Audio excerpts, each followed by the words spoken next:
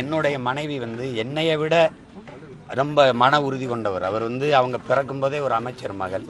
எங்கள் மாமா அவங்களுக்கு தெரியும். அவங்க இந்திய குடிமை பணிக்கு தேர்வு எழுதி அவங்க அதுக்கு பயிற்சி எடுத்துக்கிட்டு இருந்தவங்க.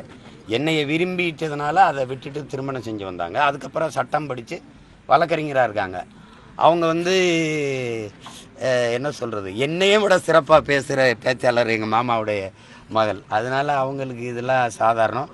அவங்க எப்போவுமே ரொம்ப துணிவாக இருப்பாங்க. இதெல்லாம் வந்து எங்கள் வீட்டில் விவாதிக்கவும் மாட்டோம், பேசவும் மாட்டோம்.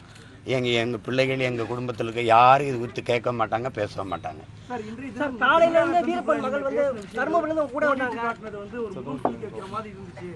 அப்படின்னு யார் சொல்கிறா?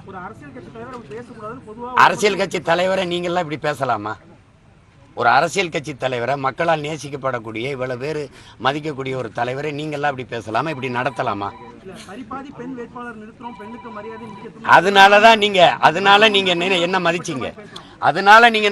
என்ன பேசிட்டேன்னு சொல்லுங்க. நீங்க ஏதோ ஒரு பெண்ணை அப்படியே தூக்கிட்டு போய் நான் வன்முணர்வு செஞ்சு கதற அப்படி வன்முணர்வு செஞ்சு விட்ட மாதிரி நீங்க பண்ணிக்கிட்டு இருக்கீங்க.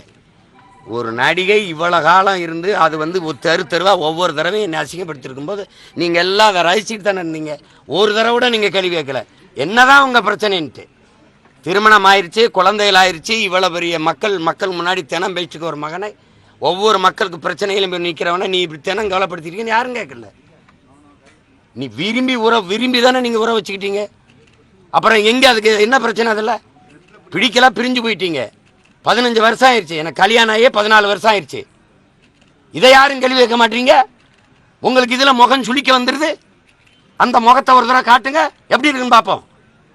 அப்போ 15 வருஷமா என்னை பழி போட்டு அவமானப்படுத்துறீங்க.